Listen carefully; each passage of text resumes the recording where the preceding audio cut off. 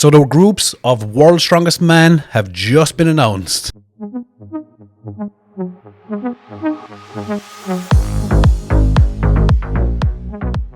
Hello lads and ladies, should I say. There's not ladies watching the channel these days. Welcome back for the daily edition of myself. An in-depth look into my brain. It is a wonderful day here in Ireland. The sun is shining. And you know, lads, when the sun is shining, the birds are riding, the people are riding, the birds are singing, should I say.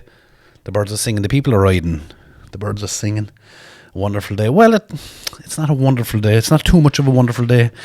The day started off in court. The day started off in court for maintenance. It wasn't anything serious. It was just maintenance, lads. An upgrade of maintenance. Do you know, like, I'm nearly 40 now, but you know when you're back in your 20s and you're riding away and you're having loads of children and it's great crack. The kids are playing and then the unfortunate thing happens. The old fucking relationship breaks down. It's broken down a while now, but it broke down anyway. We went our separate ways. And we went to court and, you know, you have to pay for the children. It was all fucking fine making the children. Good crack making them now. Not so much crack paying for them though. No one warned me about the payments when I was riding. But anyway, back to court today and inside in court. And the judge says to me, "You're driving a big little BMW X5. How can a man like you afford a BMW X5? And I said, to be honest with you, Judge, I sell a couple of t-shirts with "Don't be a cunt" written on the front of it. And to be quite honest with you, I could have brought a few with me today. I think I could have handed out some today. Because they're looking for some BMW X5 juice out of me. And they're trying to squeeze me for fucking BMW juice. And I said, get off me. And they're like, we won't get off you. We won't.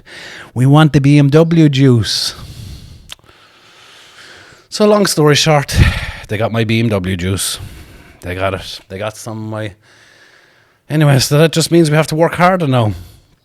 But anyway, such is life, lads. Anyway, let's move on. That's how my day has started.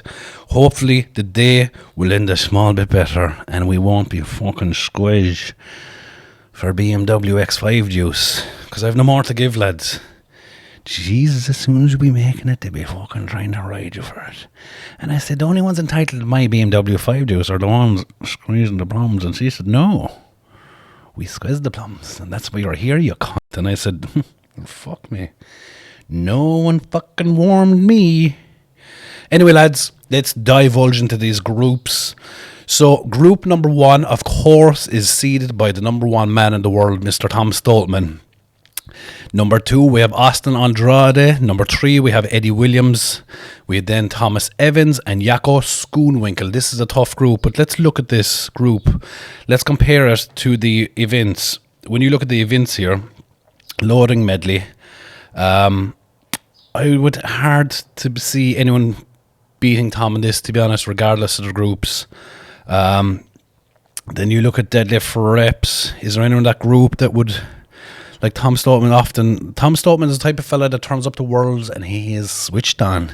He's ready for rock and roll. The good deadlifters out of Group 1 here are Austin Andrade, obviously. I don't think anyone is going to... I think he could beat Tom in the deadlift, to be honest. Jaco Schoonwinkel is... Jaco has the ability, right, to win a group. And he's proved it in the past because he's won a group.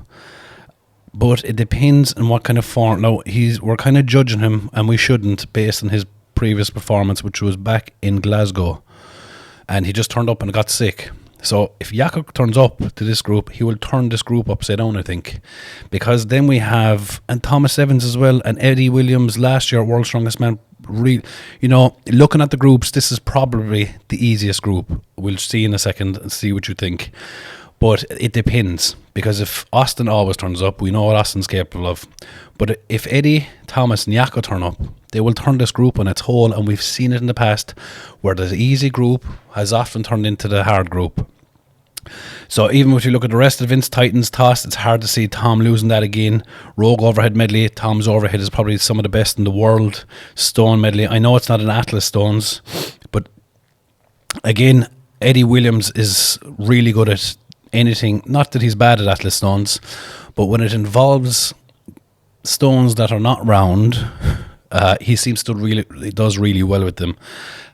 So Eddie Williams could come out there with the win on that event. It's tough. It's hard, and there's lots of ifs and buts and what ifs and what about this and if he's hot or cold. So let's just go down to the groups. Group 2, we have the number one man, strongman in the world, Mitchell Hooper. We have Matthew Ragg. We have Paddy Haynes. We have Wes Derwinski, and we have Bryce Johnson. Now, speaking to my colleagues, this is the group of death, in my opinion. This is a hard group. When you look at the rest of the groups, which I'll show you in a second, Paddy got a hard group here. I think if Paddy wasn't, like, Paddy's best events are loading medley, deadlift for reps, and he's just not going to win it in this group. This is probably the only group he's not going to win that event, because when you're up against Mitchell Hooper, you are, what we say in Ireland, you're fucked. Because Mitchell Hooper is unbeatable at deadlift for reps. He's unbeatable at a lot of events, let's be honest. I just think if Paddy was in a different event, he kind of got the shit end of the stick here. And I know it because I've often been in that position. I remember dating back to 2023. I was in Group 1 and they were announcing the groups and they said, Group 1, Tom Stoltman, Pavlo Cardiaca. And I just turned around to Adam Bishop and I said, oh my God, can you imagine being in that group with World's Strongest Man and the current Europe's Strongest Man? And then they announced the third fella and they said, Patrick O'Dwyer. And I said, well, fuck me. Fuck me. And there I was. Anyway, I think Paddy's in a similar situation here because this is a hard group, right? Mitchell Hooper, animal. Matthew Ragg, animal. Paddy Haynes, animal. The overhead, I think is probably the best possible outcome for an overhead that he could want, because if it was a log for reps or an axle for reps, I think he would get done here. Wes Derwinski, animal. We see him last year, came 5th at World's Strongest Man. And you have Bryce Johnson, who I don't know a lot about, but I was told that he is an animal, an actual animal. He's a cross between a fucking bull and a gorilla. So,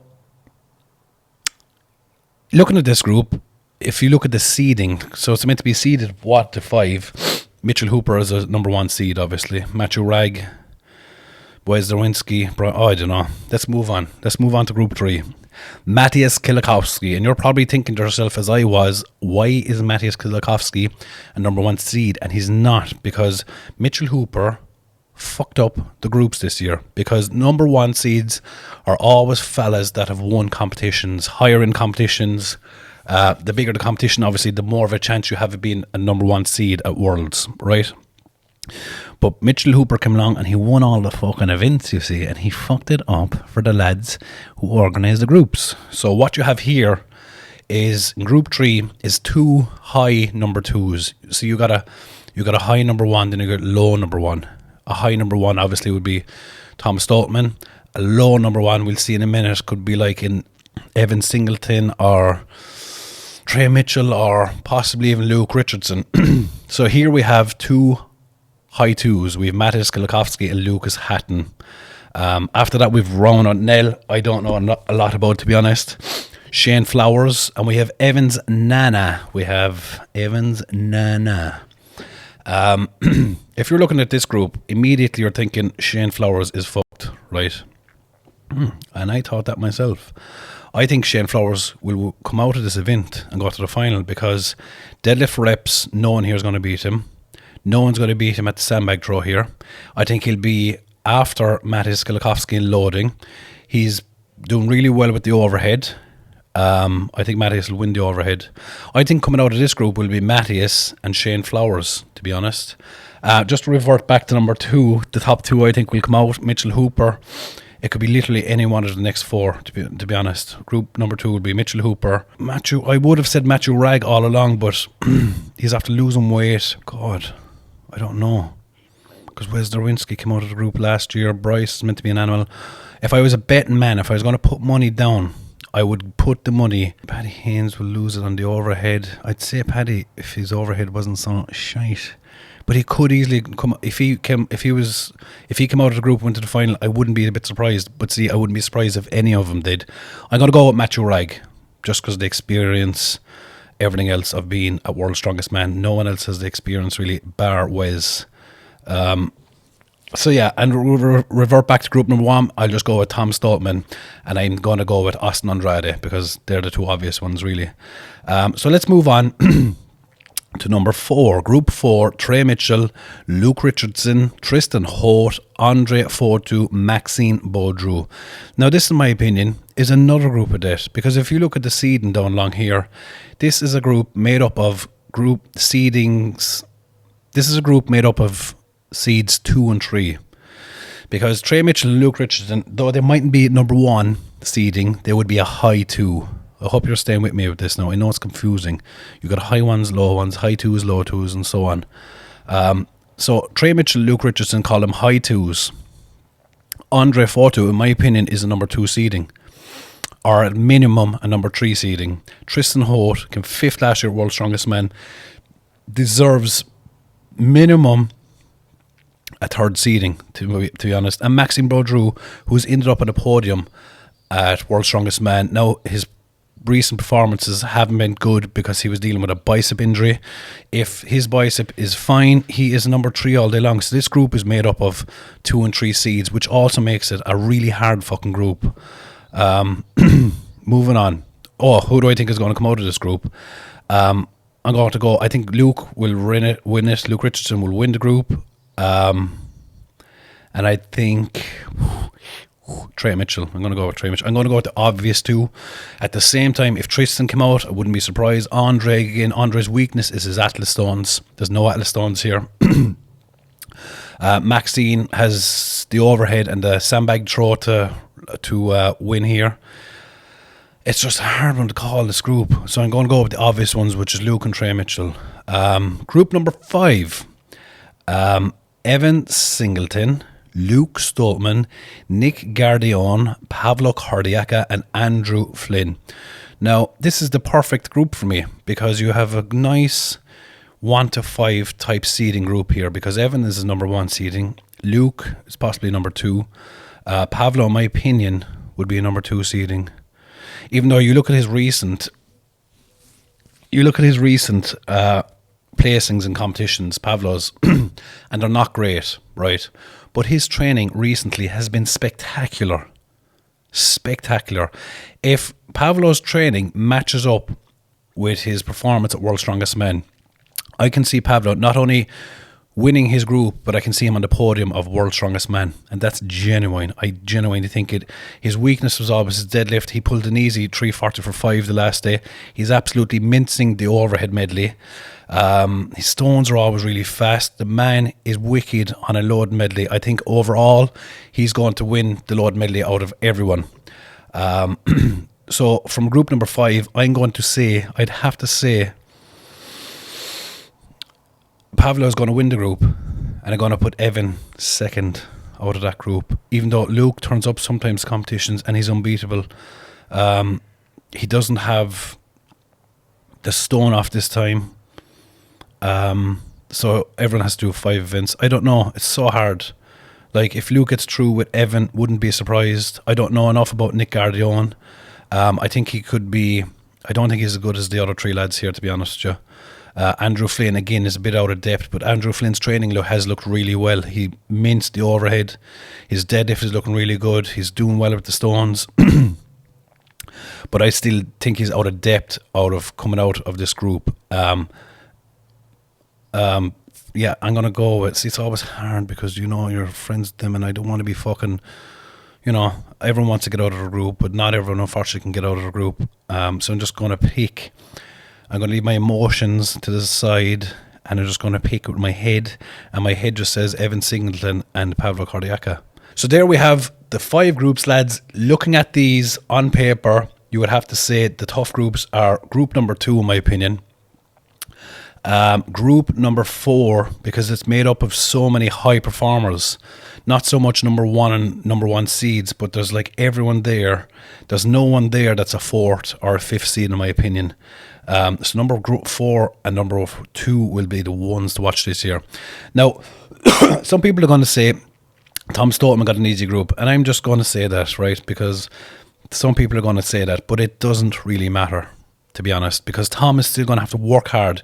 If Tom relaxes in his heat, that means that he's going to kick off the final with low points, and I mean 1, 2, 3 points. So he's going to be, technically, Tom is up against Mitchell Hooper in the heats, in my opinion. You're up against the 10 guys in the heats. So, like, if you're guaranteed of coming out of your group anyway, which, to be honest, I can see Tom coming out of any group, you know. So he doesn't have the easy group because he's still up against everyone technically. I just see him coming out of any group, which means that he still has to work hard. So he's going to be up against Mitchell Hooper on everything. And the way it's going to be run is Group 1 starts off with Event 1. Then you got Event 2, which will start off with Group 2. So no one's getting the clear advantage. Group 3 will start the Event 3 and so on. So there's no advantage massively, really, other than if you win or for Group 1 seeding, you're always going to have the advantage. I think that's always been the case. Apparently, these grouping seeding was the hardest it has ever been. Look at that, they're fairly good across the table. The only thing I would say is, looking at these, I would probably switch someone from Group 1 with Group 4, just because I think Group 4 is packed out with number 2s and 3s. I would pull one of those 2s and 3s out, and I would replace it with a group that possibly has more than 2, 4 or 5s ish. Do you know what I mean? That's the only thing. Other than that, they look fairly bang on to me, and this is them locked in, so you can have your opinion now, but it is worth absolutely fuck all. So there you go, guys. Let me know what you think about these groups. Do you agree with them? Do you disagree with them? Which is the group of death? In my opinion, it's either 2 or 4. So yeah, let me know what you think, guys, and we will see you tomorrow. Good day to you.